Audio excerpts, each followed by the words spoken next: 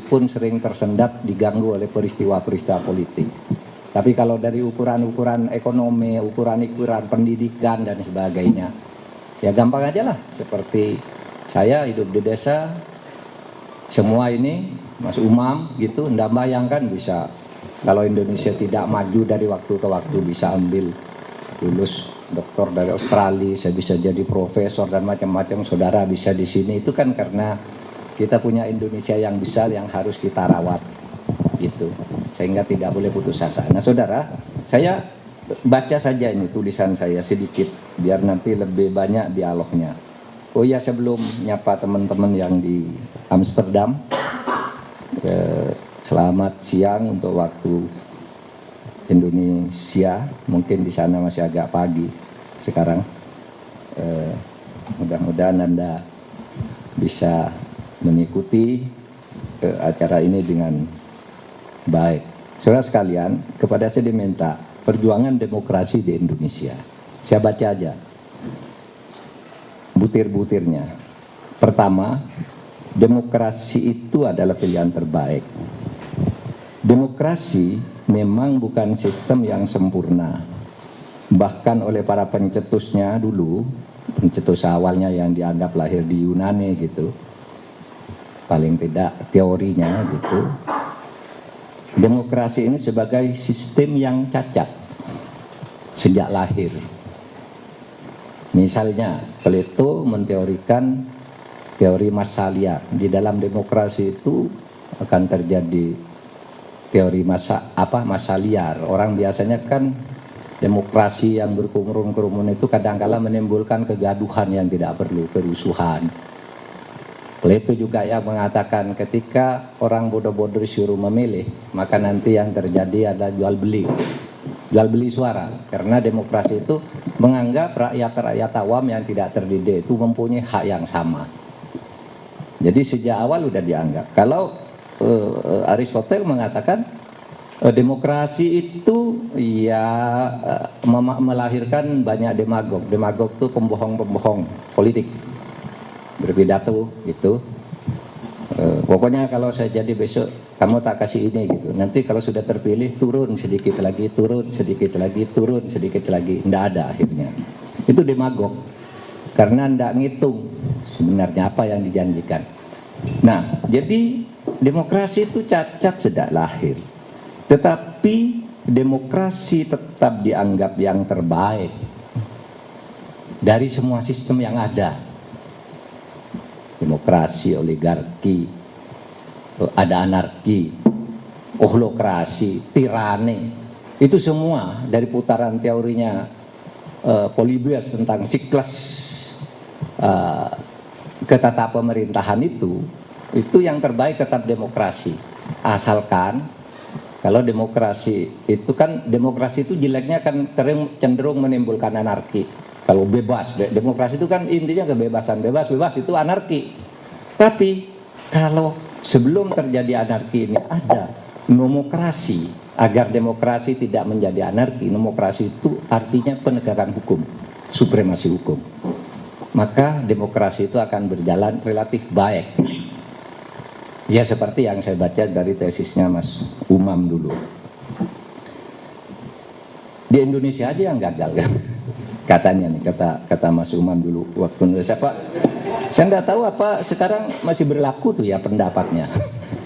Jadi kata Mas Umam tuh waktu neliti di Australia dulu kan saya baca, bilang gini, ya di berbagai negara itu kalau mau menghapus korupsi harus membangun demokrasi. Tapi di Indonesia justru membangun demokrasi tidak hapus korupsinya gitu. Teorinya dikemukakan semua di negara ini gitu. Bisa, kok Indonesia nggak bisa? Nah gitu. Nah maka saya katakan karena di situ demokrasinya tidak membatasi. Kalau negara lain kan demokrasinya dibangun, demokrasinya itu hukumnya enggak. Meskipun maju untuk negaranya sendiri, tapi ya maju. Demokrasi dan hukum itu sejalan. Di tempat kita enggak. Demokrasinya dibiarkan tidak terkawal oleh hukum, sehingga apa yang terjadi di tingkat elit terjadi kesenang-wenangan di tingkat bawah. Itu terjadi semacam anarkis opini.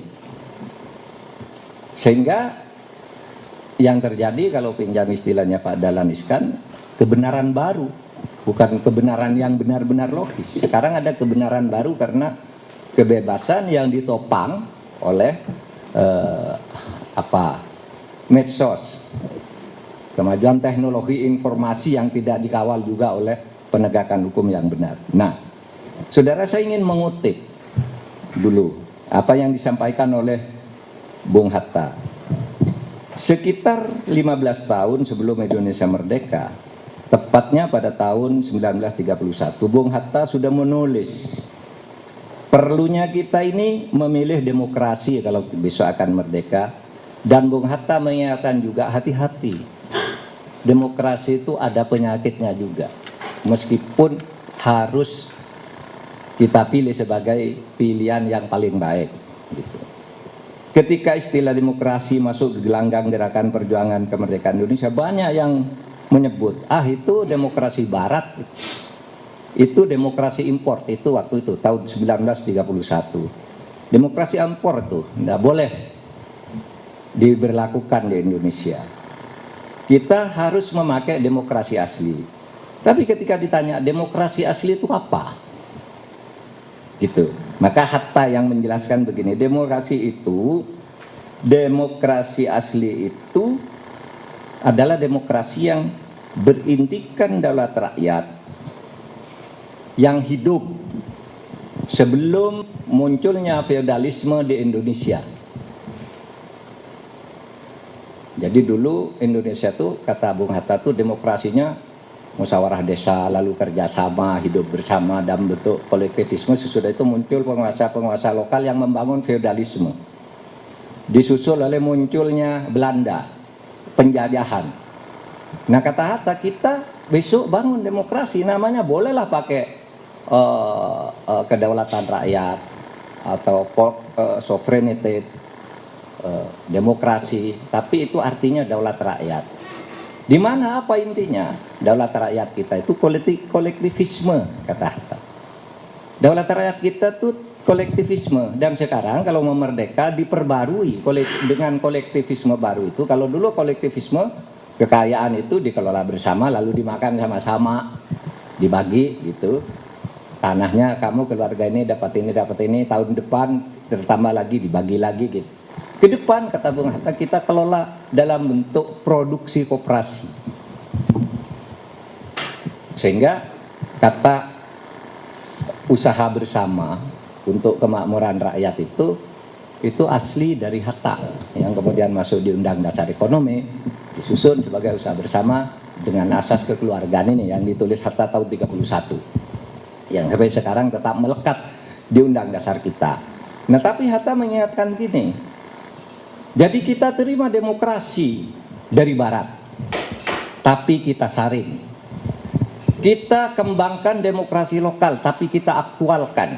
Jangan ikut yang lama-lama, jangan ikut yang hasil penjajahan, yang lama juga harus diperbarui. Tidak mungkin kolektivisme seperti itu, maka ada kolektivisme baru, kata Hatta. Cuma Hatta mengingatkan gini, demokrasi itu punya ancamannya tersendiri yang sekarang ini sudah muncul. Apa?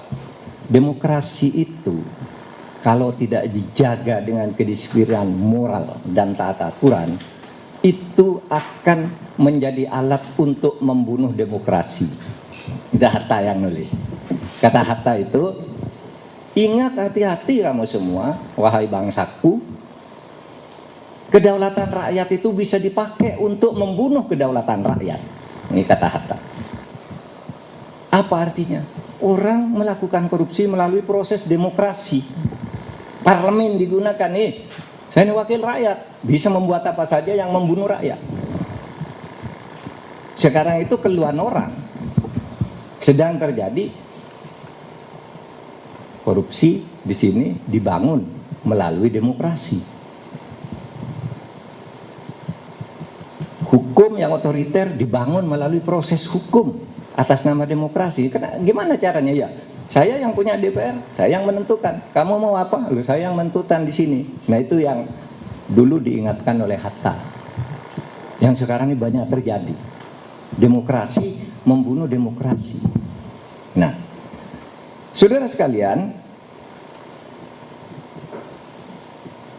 Hatta mengingatkan di situ sebenarnya yang penting itu tadi. Kalau dalam bahasa saya itu nomokrasi itu kedisiplinan untuk mentaati aturan, itu kata Hatta. Itu nomokrasi artinya.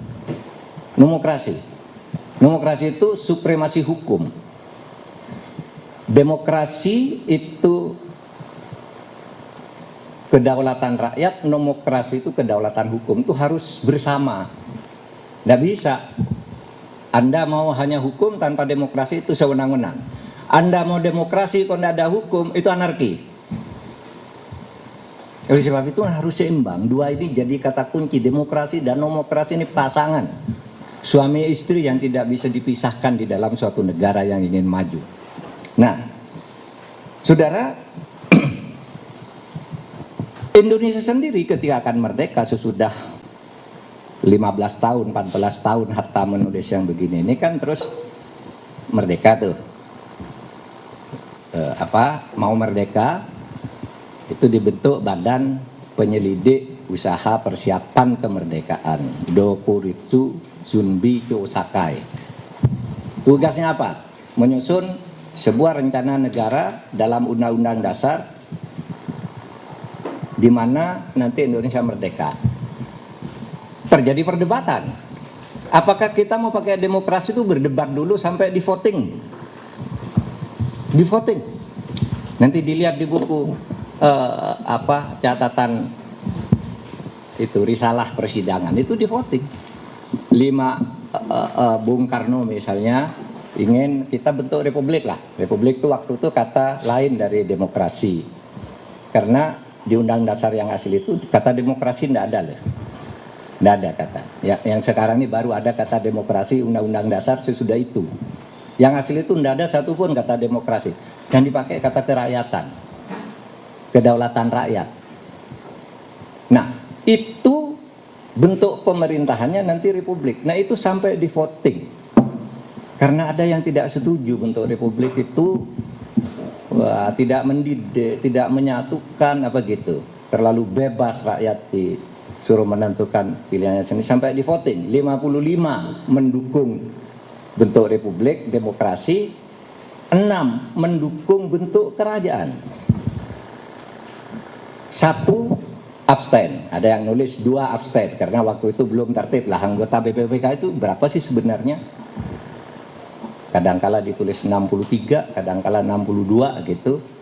Kenapa bisa begitu? Karena kadangkala unsur pemerintah Jepang masuk ikut sidang di situ. Dihitung 63. Tapi aslinya tuh 60 anggota ditambah 1 ketuanya Rajiman, wakilnya Panji Suroso. Nah disitulah perdebatan terjadi. Nah, saudara sekalian, jadi pada waktu itu demokrasi itu dipilih karena ia yang terbaik dari pilihan yang ada. Apa waktu itu sudah ada yang mengusulkan khilafah? Ada yang mengusulkan khilafah. Ya, bahkan ketika mulai sidang-sidang BPK kan muncul kelompok negara agama itu. Yang milih ideologi agama itu kan khilafah pilihannya. Lalu muncul nasionalis sehingga dibentuk jalan tengah kompromi lahir Piagam Jakarta. Gitu kan? Bukan negara agama, bukan negara sekuler tapi negara demokrasi berketuhanan kan gitu akhirnya. Jadi pada waktu itu muncul istilah itu. Tetapi nggak salah Sukiman Wirosanjoyo waktu itu yang mengusulkan bentuk khilafah itu, tapi tidak dielaborasi. Ketika dielaborasi itu tidak ada bedanya dengan negara demokrasi biasa gitu. Sehingga tidak jelas juga strukturnya. Sampai sekarang siapa yang memperjuangkan itu tidak jelas kan strukturnya. Apa sih yang mau Anda perjuangkan khusus dengan khilafah itu tidak ada. Keadilan, nah kalau keadilan tidak harus khilafah. Pancasila juga sudah bicara keadilan. Kenapa? Struktur pemerintahnya khilafah itu seperti apa? Tidak ada. Sampai sekarang. Kan gitu. Dan waktu itu sudah diperdebatkan juga di tahun 45 itu. Nah, saudara, Oke, di voting. Kemudian apa? Kenapa kita milih demokrasi itu? Karena dia punya kelebihan, yaitu mencegah kediktatoran. Yang kedua, menjamin kedaulatan tetap ada di tangan rakyat, bukan di tangan penguasa. Mungkin suatu saat kedaulatan itu dirampas oleh penguasa. Tapi karena di demokrasi itu meniscayakan adanya pemilu, ya, di situ peluang untuk memperbaiki, di situ peluang untuk menilai. Pemerintah yang kemarin tidak benar, gitu. Bisa, kita milih yang ini. Bahwa masih kalah lagi, nunggu pemilu berikutnya lagi, tidak akan terus-terusan sepanjang masa. Kalau di dalam monarki atau dinasti itu kan mesti sepanjang masa dia turun ke keluarganya dan sebagainya itu. Kemudian menjaga pluralisme dalam kedaulatan dan integrasi yang kuat, kemudian menegakkan hukum dan keadilan yang substansial, mencegah kesenang-wenangan dan untuk memberantas korupsi. Lalu menciptakan keseimbangan antara hak dan kewajiban. Itu dulu yang dikatakan juga oleh Hatta tentang kemanusiaan itu, atau rencana pemberian kemerdekaan demi kemanusiaan itu adalah hak.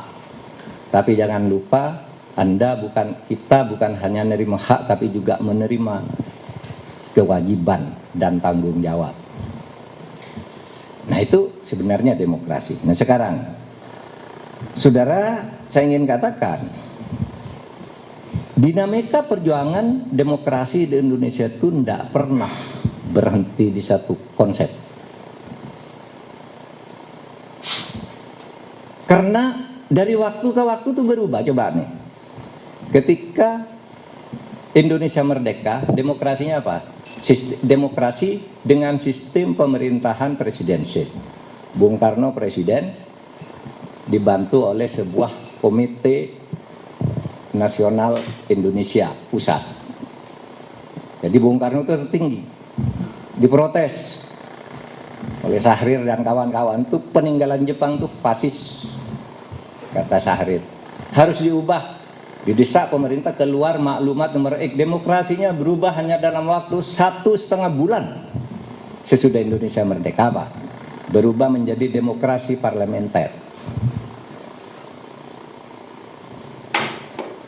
Undang-undang dasarnya tidak berubah, tapi tahun 49 terjadi perubahan konstitusi hasil perundingan Den Haag, berubah lagi konstitusinya, tapi tetap parlementer sampai tahun 59. Demokrasi parlementer dianggap terlalu liberal, dibubarkan oleh Bung Karno dengan dekret Presiden 5 Juli, konsep demokrasinya berubah. Apa? Demokrasi terpimpin. Wah, hebatnya demokrasi terpimpin. Kita enggak boleh macam-macam. Ada pemimpin yang akan menentukan. Tapi menurut pola otoritarisme, Bung Karno akhirnya dijatuhkan, muncul demokrasi Pancasila. Zaman Orde Baru. Apa slogannya? Kita membangun demokrasi berdasarkan usaha untuk melaksanakan Pancasila dan UUD 45 secara murni dan konsekuen. Itu Orde Baru. Bagus sebentar, lalu mulai timbul korupsi-korupsi, ada reformasi. Tadi saya sudah cerita, bangun lagi. Demokrasinya pada saat reformasi bagus. Coba, 98 Pak Harto jatuh, 99 dilakukan pemilu, itu pemilu terbaik sesudah tahun 1955. Pemilu paling demokratis, terbuka, kesaksian tokoh-tokoh internasional pada waktu itu. Clinton datang ke Indonesia, Carter juga bikin penilaian, bikin report tentang pemilu di Indonesia, bagus-bagus gitu. 99 bagus, 2024 bagus, tapi 2009 udah rusak, sudah pakai politik uang sampai sekarang. Jadi selalu berubah nih, perjuangan membangun demokrasi di Indonesia tidak pernah berhenti, saudara. Dan kita jangan berhenti untuk membangun itu. Karena perubahan-perubahan itu adalah keniscayaan. Bagusnya demokrasi dan konstitusi itu ada lingkup kekuasaan yang dibatasi secara jelas. meskipun sering dilanggar, ada batas waktu kekuasaan. Nah itu yang ada di demokrasi. Nah, jadi kalau saya lihat perjuangan tuh, setiap muncul satu rezim, itu biasanya bagus, sebentar, tapi lama-lama rusak. Dibongkar, bagus lagi, rusak lagi. Sehingga kalau begitu teorinya ya bongkar lagi aja. Gitu. Orang yang orang yang berpikir kayak gini nih, dibongkar lagi aja, biar bagus lagi. Gitu. Nanti rusak lagi, ya bongkar lagi gitu. Itu pasang bongkar nih. Dari sejarah ini perubahan-perubahan ini kan nggak bisa diungkiri. Tapi apakah kita mau tunduk pada hukum perubahan-perubahan yang seperti itu? Apa yang menyebabkan sebuah demokrasi itu bergeser ke otoritarisme? Kalau teorinya gampang. Teorinya apa? Setiap perkembangan politik akan mengubah hukum dan hukum akan mengubah politik lagi, saling mempengaruhi. Yang kedua teorinya, power tends to corrupt. Kekuasaan itu cenderung korup. Siapapun yang berkuasa meskipun dia mula-mula baik-baik, lama-lama nikmat. Lama-lama menerima bisikan-bisikan bawahannya, bapak yang baik, bapak harus terus jadi presiden. Habis waktunya, bisa diubah undang-undang dasarnya. Loh, itu karena power tends to corrupt. Bisa diubah undang-undang dasarnya, kan terserah kita, nyaman demokrasi. Zaman Pak Harto kan gitu dulu penafsirannya. Presiden dipilih 5 tahun sekali, presiden dipilih untuk masa tugas 5 tahun dan setidaknya dapat dipilih kembali. Itu tafsirannya jelas di dalam perdebatan. Dapat dipilih sekali dan berhenti sesudah dipilih sekali lagi. Itu tafsirannya.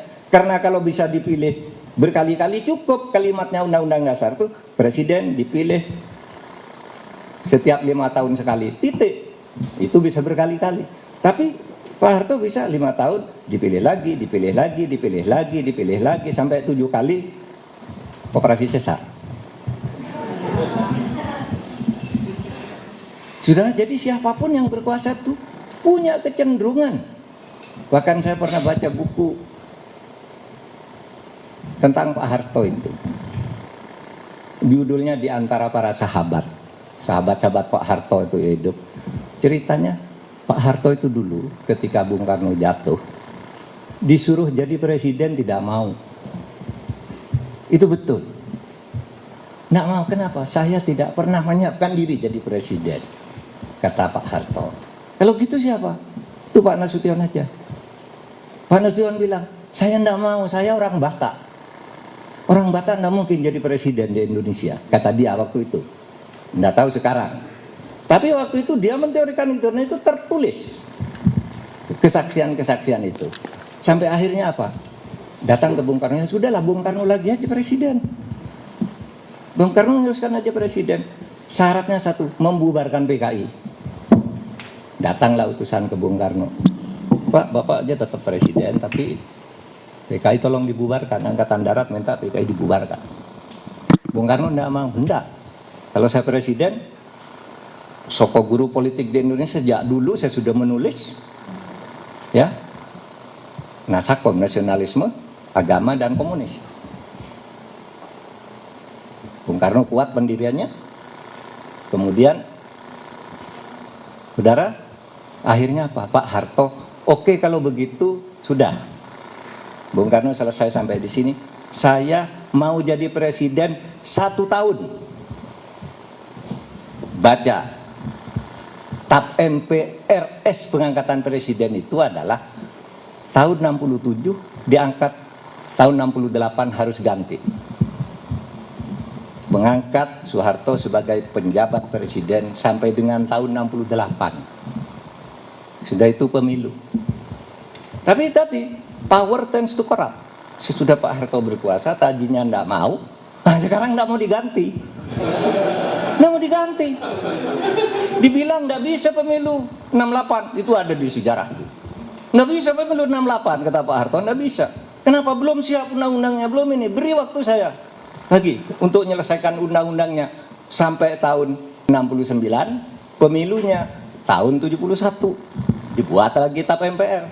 Pak Harto menjadi presiden definitif sampai tahun 73, tapi pemilunya 71. Setelah itu nggak mau diganti lagi, terus. Itu power tends to corrupt.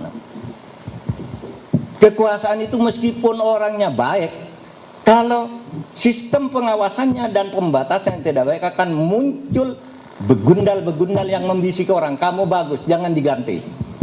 Kalau kamu diganti, kacau negara ini. Selalu dibisikin begitu kepada pemimpin itu. Sehingga merasa sur nih pemimpinnya, oh iya nih, hanya saya nih yang cocok. Gitu. Nah sesudah jatuh, nanti yang bisikin ini yang lari duluan. Iya kan? Sejarah Bung Karno, sejarah Pak Harto, lari semua. Orang-orang yang tadinya mendorong-dorong menggunakan kekuatan yang besar untuk memerintah itu. Nah, itulah sebabnya kalau kita itu, kata Taufik Abdullah itu dulu nulis, kenapa dulu Undang-Undang Dasar ini memberi kekuasaan yang besar, sehingga lalu menimbulkan penguasa-penguasa yang cenderung otoriter, cenderung kuasanya. Karena dulu Undang-Undang Dasar itu dibuat oleh orang-orang yang jujur, yang tidak punya ambisi apapun kecuali mengabdi kepada bangsa dan negara, sehingga di Undang-Undang Dasar ditulis, yang penting Undang-Undang Dasar itu bukan tulisannya, tapi semangat orangnya. Kan gitu kan di Undang-Undang Dasar yang lama. Nah sekarang nggak bisa percaya pada semangat orang kalau sistemnya tidak kuat untuk mengawasi orang itu. Karena power tends to corrupt. Kalau dalam dalam agama itu dikatakan kalau kita buat aturan itu harus mulai dari curiga. Kan ada orang mengatakan, oh nggak boleh itu suudon, nggak boleh, haram menurut agama. Kata siapa? Menurut agama itu ya dikatakan orang-orang yang beriman jauhilah olehmu prasangka dan kecurigaan itu. Lalu kalimatnya begini, inna ba'dadh-dhon ismun, sesungguhnya sebagian dari prasangka dan kecurigaan itu dosa. Lalu dikatakan tidak boleh curiga, boleh kok, hanya sebagian, kata Al-Quran yang tidak boleh kok. Iya kan, jelas sekali, inna ba'dadh-dhon ismun, sebagian dari prasangka itu dosa, sebagian malah berpahala, menurut saya nih. Sehingga saya menjadi penganut sistem yang kuat ini agar kita berpahala dengan kecurigaan. Harus diatur gini dong, karena tadi ini masuk dari sini nih korupsinya, diatur semuanya. Nah itu Bung Karno orang baik, Pak Harto orang baik, ya semualah baik pada awalnya.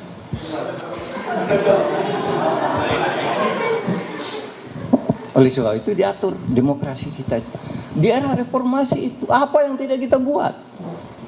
Oh Pak Harto menimbulkan KKN, dibuat Mahkamah Konstitusi. Oh niru aja, niru Austria ada Mahkamah Konstitusi, bentuk Mahkamah Konstitusi. Oh niru Polandia ada Komisi Yudisial, dibentuk Komisi Yudisial. Niru Hongkong ada KPK, bentuk KPK. Niru apa lagi? Komnas HAM itu dilembagakan, bentuk. Semua dianut, seluruh teori untuk memperbaiki negeri ini udah diambil, dijadikan undang-undang. Sehingga saya katakan apa? Loh, kalau gitu apa? Sudah habis teori di gudang sekarang. Teori apa coba? Tanya ke saya. Pak ini belum, saya tunjukkan. Sudah. Teori apa coba? Yang mau Anda tawarkan. Kok mau berdiskusi terus? Sudah habis diskusi. Nah, sehingga saya katakan pada bagian akhir di sini, penutupnya ini, perkembangan masyarakat dan pelanggaran terhadap prinsip-prinsip demokrasi telah menimbulkan gejala demokrasi berkembang secara tidak bermartabat.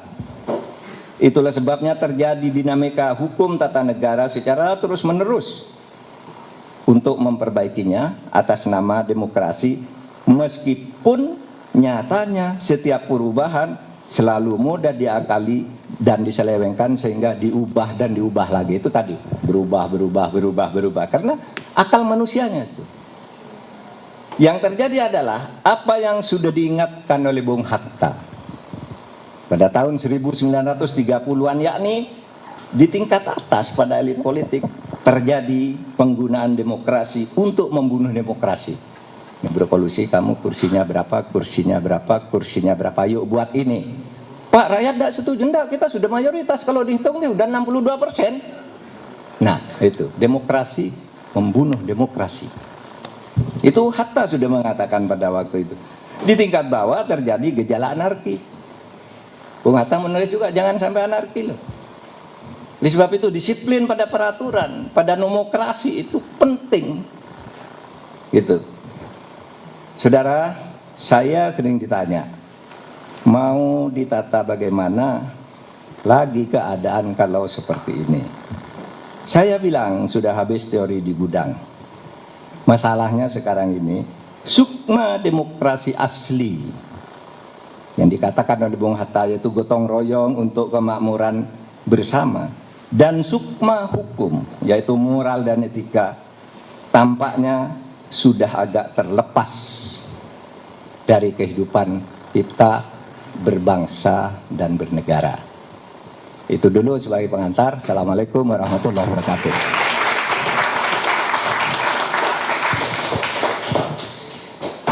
Luar biasa, sekali lagi berikan aplaus yang paling keras untuk Prof. Mahfud.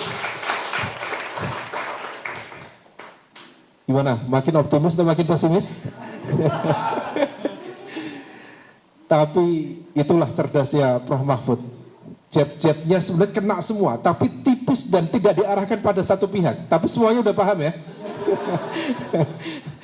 Baik, saya mengutip ada beberapa statement yang saya pikir itu cukup baik ya untuk menjaga spirit kita dalam berdemokrasi. Tadi Prof. Mahfud menyampaikan sebagai sebuah early warning system bagi kita bahwa perjuangan membangun demokrasi tidak boleh berhenti dan tidak pernah berhenti. Sehingga kemudian ini menjadi pelajaran bahwa membangun demokrasi tidak boleh taken for granted.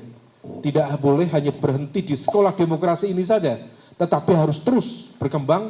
Tantangannya akan banyak sekali.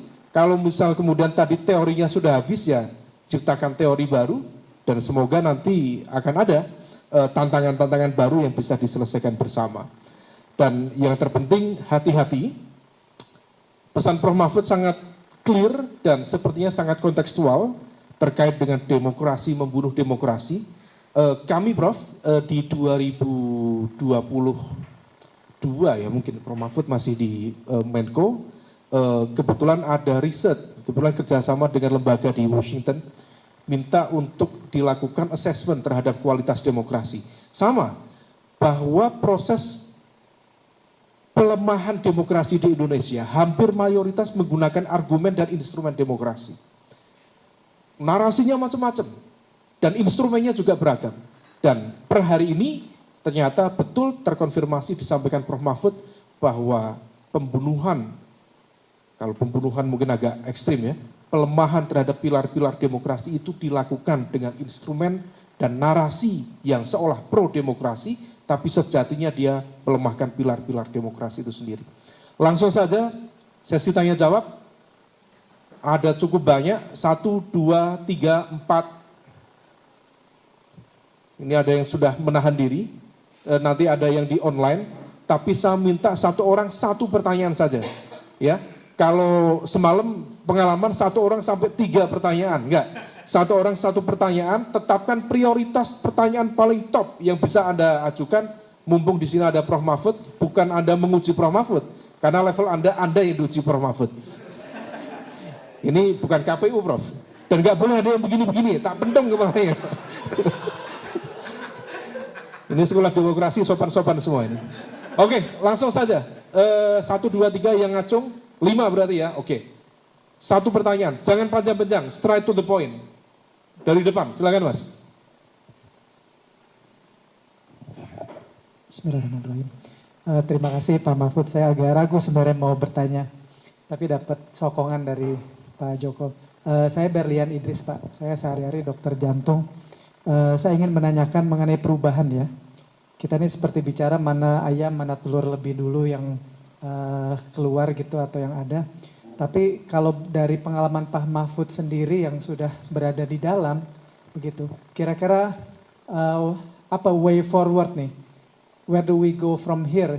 Itu Pak kulminasi yang juga semalam saya tanyakan ke Pak Umam begitu. Di tengah kegalauan, kegelisahan ini, perlu orang yang membawa suluh memberitahu kita dengan Pak Mahfud ini kan lengkap ya, pengalamannya itu lengkap banget. Akademisi iya, politisi iya, pengalaman di dalam juga sudah. Jadi kira-kira where do we go from here, Pak? Terima kasih. Makasih Mas Billy. Mas Billy di sini tuh sangat relevan. Karena mikirin demokrasi Indonesia itu banyak yang jantungan. Jadi dokter jantung pas di sini. Oke, selanjutnya baju warna orange. Atau yang depan silakan. Straight to the point, intronya nggak usah panjang-panjang, pertanyaan intinya. Ya, terima kasih Pak Umam. Ya, saya Hafid Pak dari perwakilan lembaga saya konsultan di bidang ESG, dan satu hal yang ingin saya tanyakan ke Pak Mahfud, sebenarnya kalau kita melihat konsep demokrasi, maka percaya atau tidak percaya, kita harus percaya bahwa pilar utamanya adalah partai politik.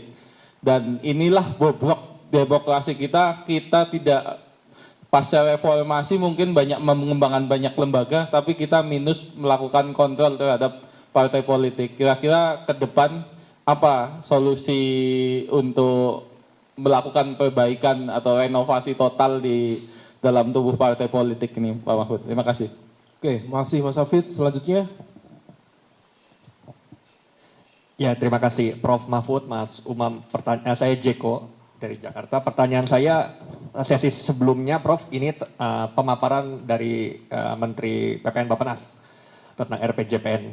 Saya baca sedikit RPJPN 2025-2045, salah satunya adalah memuat tentang demokrasi substansial. Nah, menurut Prof. Mahfud, apakah kita harus optimis, pesimis, atau realistis terhadap target Bappenas tersebut, mempertimbangkan kondisi demokrasi saat ini ya. Menambahkan data sedikit saja, bahkan indeks demokrasi kita tahu banyak, indeks demokrasi Indonesia ada di tempat Prof. Mahfud dulu di Kemenkopolhukam, bahkan tahun ini juga mencatat angka yang turun dari sisi pemerintah itu ya, berarti indeks pemerintah. Nah, ini apakah kita harus pesimis, optimis, atau realis terhadap target Bappenas jangka panjang 2045 demokrasi substansial itu, Prof? Terima kasih. Oke, makasih Mas Ciko. Selanjutnya. Oke, terima kasih pada Prof. Mahfud dan Pak Joko. Perkenalkan, nama saya Naldianto Putra, saya saat ini merupakan mahasiswa ilmu sejarah di Universitas Indonesia. Saya sebenarnya tadi tergelitik dengan pernyataan Prof. Mahfud terkait kamu baik dan kamu bisa masih jadi presiden. Karena dalam konteks ini sebenarnya saya melihat Pak Mahfud, dalam sejarah mungkin ada 2 kali gitu hal seperti ini terjadi. Ketika Soekarno di tahun 65, itu orang-orang Soekarnoisme tetap mendukung Pak Karno. Begitu juga nanti tahun 98 ketika kita tahu bahwasannya Pak Harmoko juga di tahun 97 waktu jadi ketua MPR mendukung lagi, ketua DPR mendukung lagi Pak Harto untuk lanjut. Tapi nanti tahun 98 Pak Harmoko juga yang lari pertama gitu kan dari Pak Harto. Nah, pertanyaan saya, apakah presiden saat ini bosnya Pak Mahfud dulu? Apakah sama gitu Pak? Ada orang yang bisik-bisikan, karena kita tahu bahwasannya periode pertama beliau, saya rasa kita nggak bisa naif, itu cukup baik, cukup ya Pak, cukup baik, dan saya rasa di periode kedua ini bukan cukup lagi, tapi sangat buruk Pak. Kurang lebih itu saja, terima kasih, Assalamualaikum warahmatullahi wabarakatuh. Ya, oke, makasih Mas Joko. Dulu waktu Pak Mahfud masih di dalam, insya Allah masih cukup baik. Setelah Pak Mahfud keluar, saya nggak tahu. Selanjutnya, silakan. Assalamualaikum warahmatullahi wabarakatuh. Terima kasih atas kesempatannya. Perkenalkan, saya Rizky, saat ini sedang bekerja di Kementerian Luar Negeri. Izin bertanya, Prof. Mahfud, sebagaimana Prof tadi sempat sampaikan bahwa seseorang yang SDM-nya rendah itu nilainya dalam voting pemilihan presiden itu 1 suara. Sama dengan orang yang mungkin lebih melek akan politik atau tokoh agama dan lain sebagainya. Yang ingin saya tanyakan adalah, menurut Prof. Mahfud sendiri, mana yang lebih efektif atau yang lebih cocok dengan kondisi Indonesia?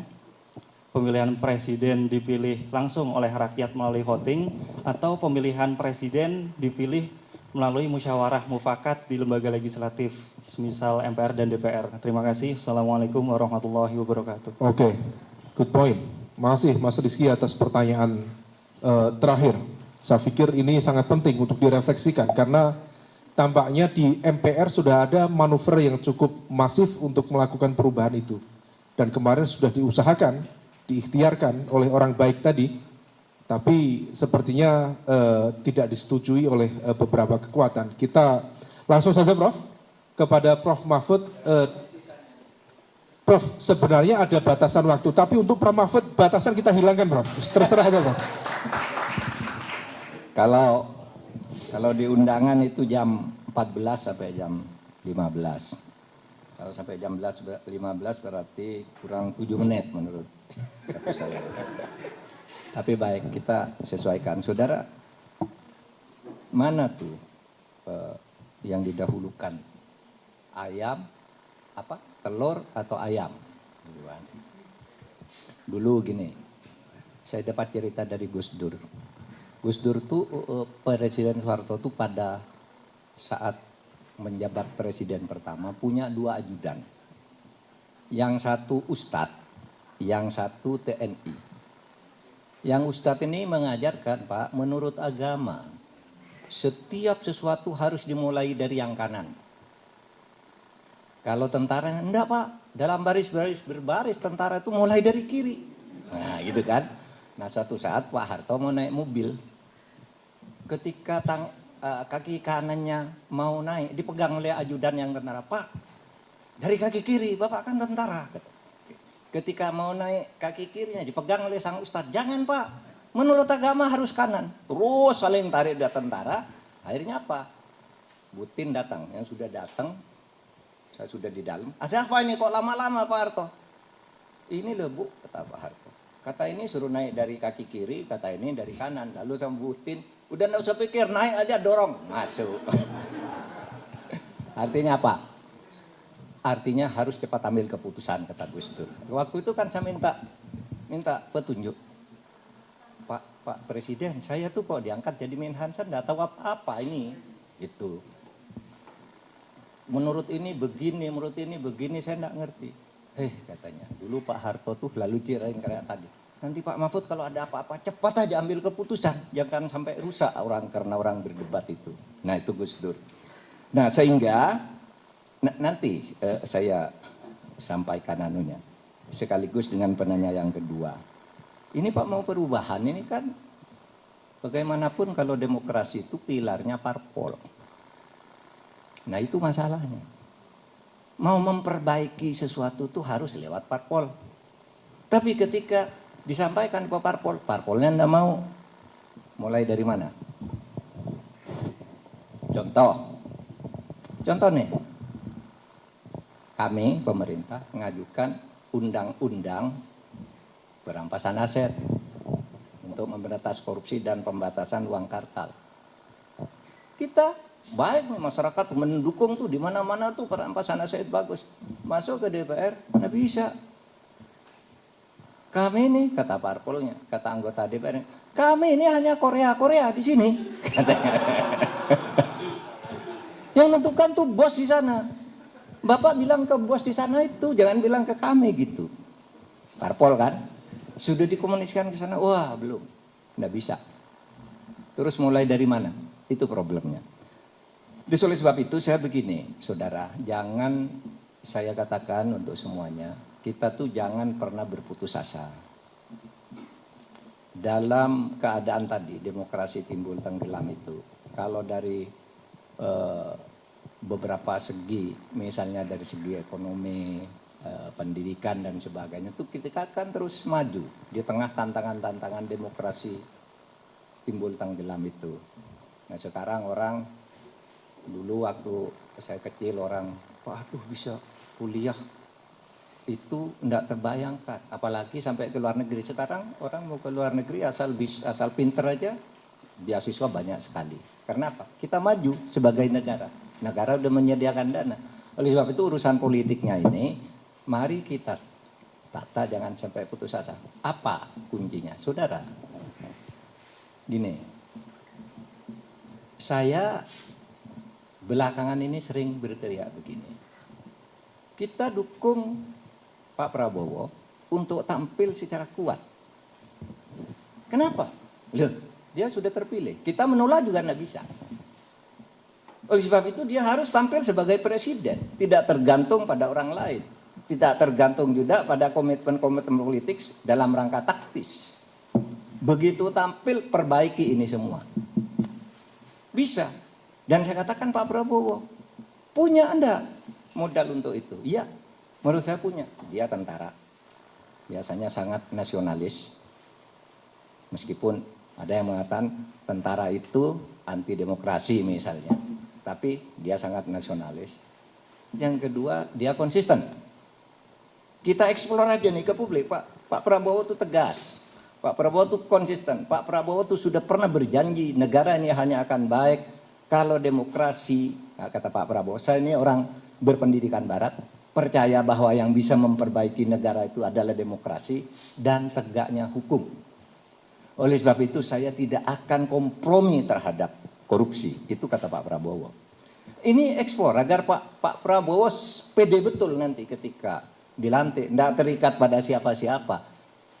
Janji-janji politik kepada teman itu bisa diingkari biasanya kok oleh siapapun.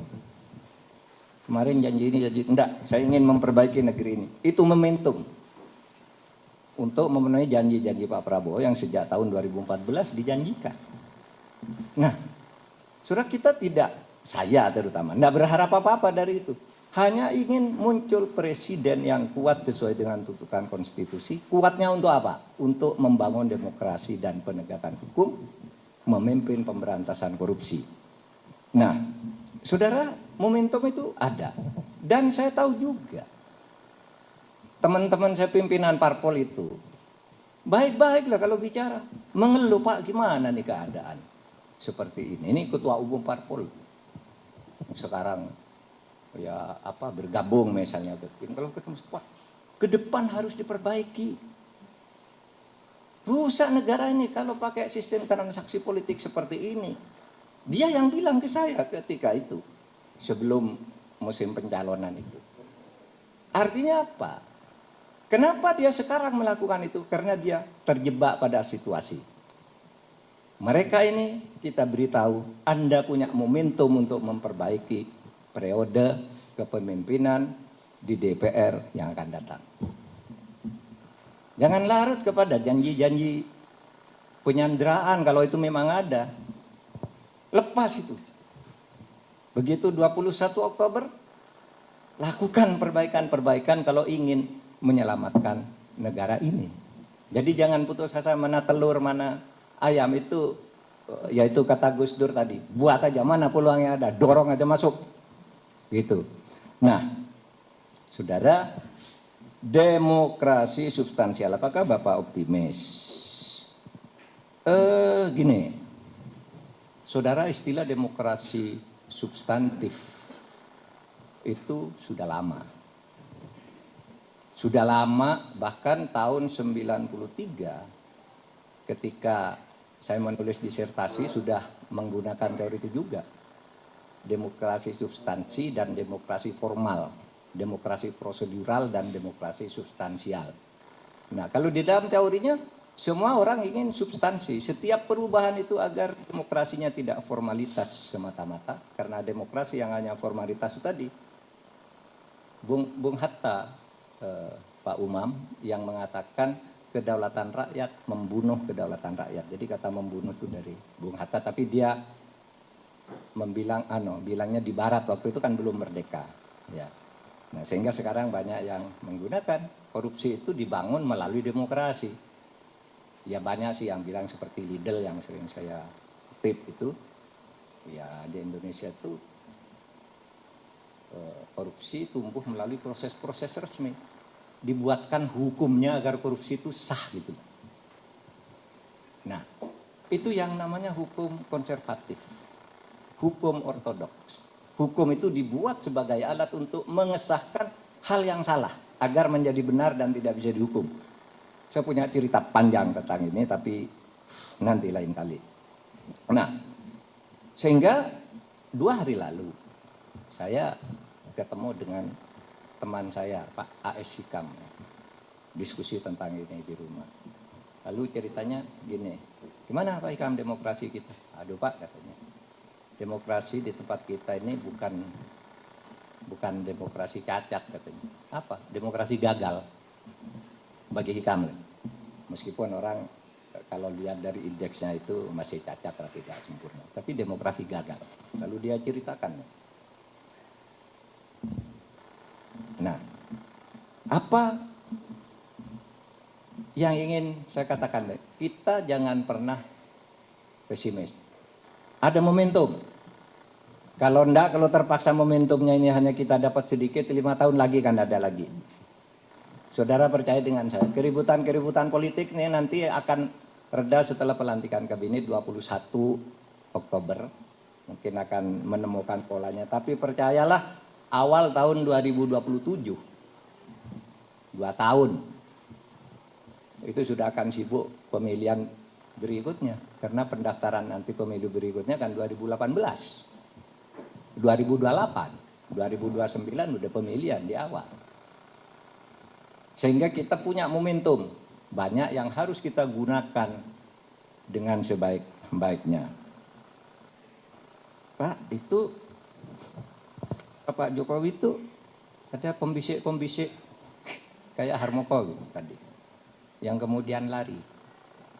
Biasanya kalau dalam keadaan begini orang belum ngomong. Nanti itu akan ditulis orang sesudah Pak Jokowi berhenti agak lama dari itu kan, lalu orang ngomong kan gitu kan. Kalau pengalaman saya nih, jadi gerakan untuk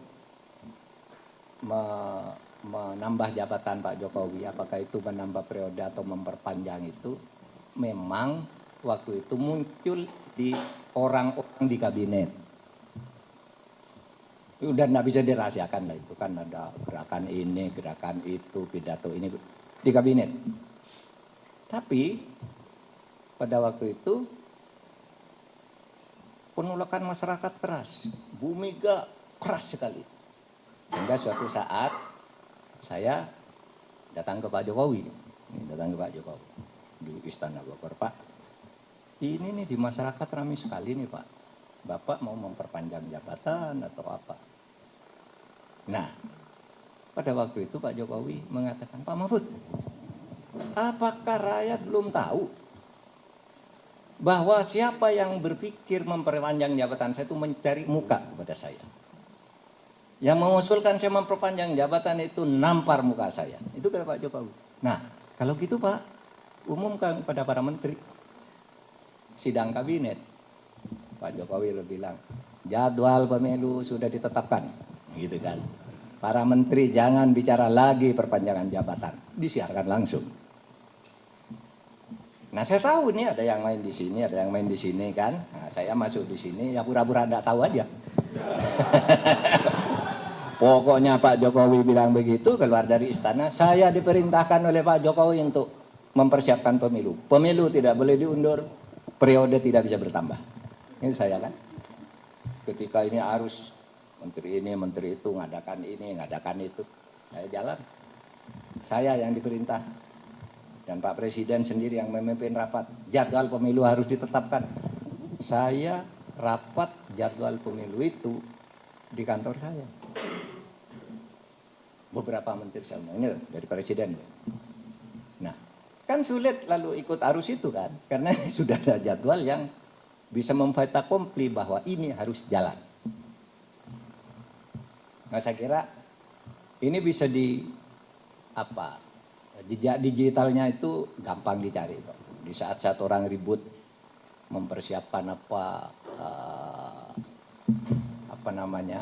mengumpulkan lurah se-Indonesia lalu bikin deklarasi, apel. Lalu muncul istilah harus diperpanjang, saya bersuara lain. Itu jejak digitalnya ada. Artinya ini bukan rahasia lah, dibuka lah saat-saat itu kan ada. Saya selalu bicara beda. Karena saya ingin mendorong jangan sampai rayuan-rayuan ini kita larut dan semuanya menjadi mau begitu. Saudara, yang terakhir, pilihan presiden apakah langsung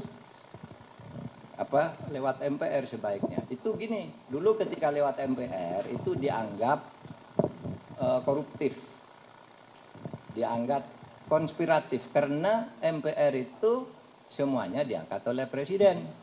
Lalu presiden yang milih MPR yang milih presiden. Jadi itu saling angkat. Pada waktu itu 1.000 orang gampang sekali disuruh dukung. Kalau enggak, ya enggak jadi anggota DPR. Itu ada di tangan Pak Harto pada waktu seluruh keputusan siapa yang menjadi anggota DPR, MPR, kecuali yang dari P3 dan PDI waktu itu dipilih dan itu suaranya sedikit. Tapi yang Golkar bisa menang 72% sekali pemilu itu kan Pak Harto ketuanya yang menentu. Fraksi ABRI, panglima tertingginya Pak Harto. Utusan daerah, gubernur adalah bawahan Pak Harto. Semua lalu MPR milih semua. Sehingga pada waktu itu kalau gitu pilihan langsung aja lah gitu. Ternyata pilihan langsung ini tidak sebaik yang dibayangkan. Oleh sebab itu saya tidak tahu. Silakan diskusikan. Mumpung Anda ada di sekolah demokrasi. Gitu. Silakan. Gitu. Apa sih kesimpulan kita? Gitu. Terima kasih. Assalamualaikum warahmatullahi wabarakatuh. Waalaikumsalam warahmatullahi wabarakatuh. Ya, terima kasih Prof. Mahfud. Saya tidak tahu di online di Amsterdam apakah ada pertanyaan, tapi sepertinya Prof. Mahfud ada agenda lanjutan. Oke, berarti sudah clear. Oh, KNP. Siap. Baik, saya pikir banyak hal yang bisa diambil dan saya berharap teman-teman juga bisa mencerna dengan baik.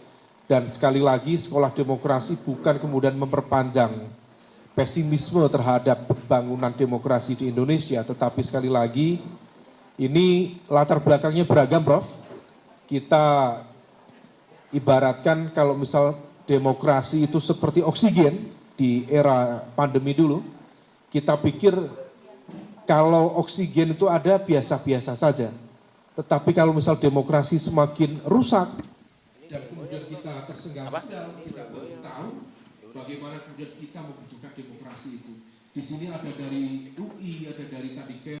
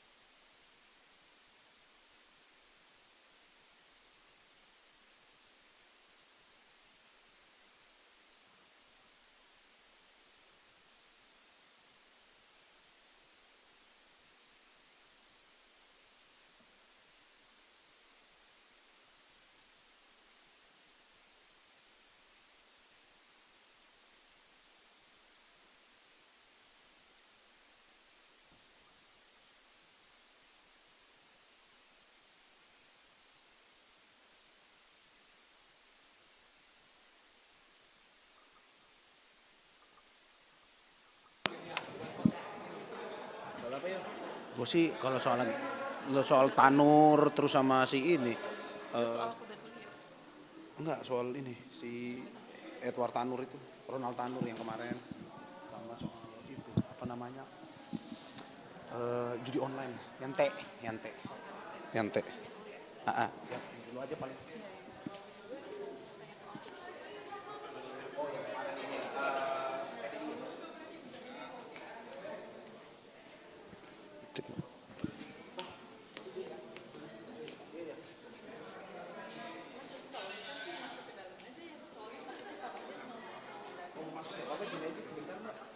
Iya.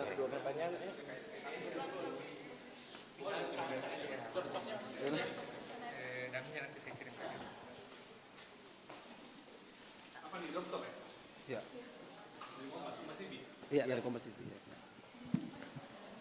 Oh, udah. Udah lah bro, mandi ikan aja udah.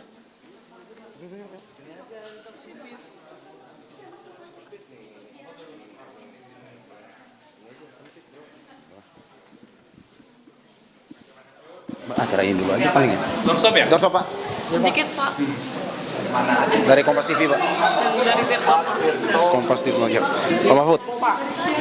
Dari Tempo. Iya, silakan. Oke, Pak, ini terkait pembicaraan tadi demokrasi maupun demokrasi. Menurut Bapak di saat ini, politik saat ini, apakah mungkin kita masih memiliki harapan tidak adanya lagi orang yang tends to corrupt ketika berkuasa? Apakah sistem yang harus diperbaiki atau jumlah jabatan yang mungkin kurang dari 5 tahun? Karena Bapak tadi bilang awalnya baik, tapi setelah itu Enggak, menurut saya yang penting adalah penegakan atas sistem yang sudah dibangun.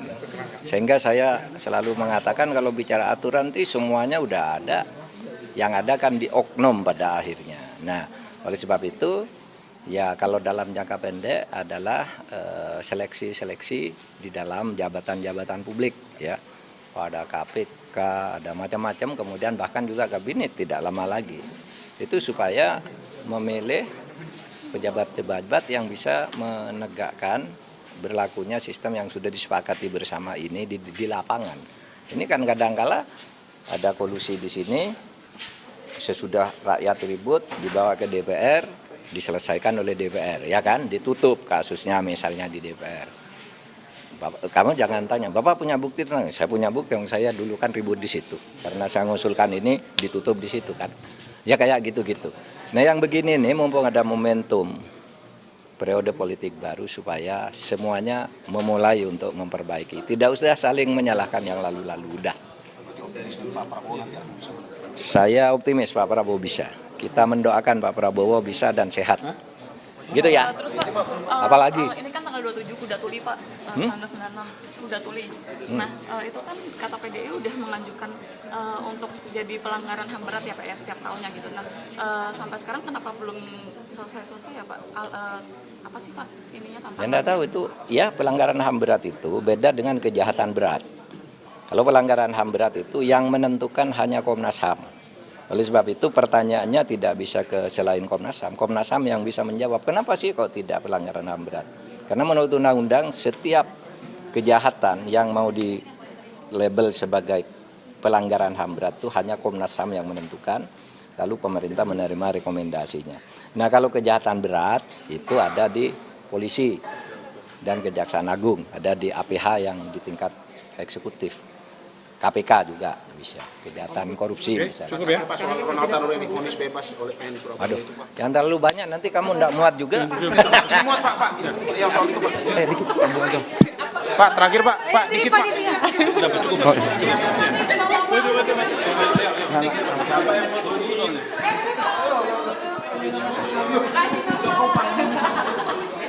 Jalan aja sampai jalan. 1, 2, 3. 1, 2, 3. Oke. Terima kasih Pak.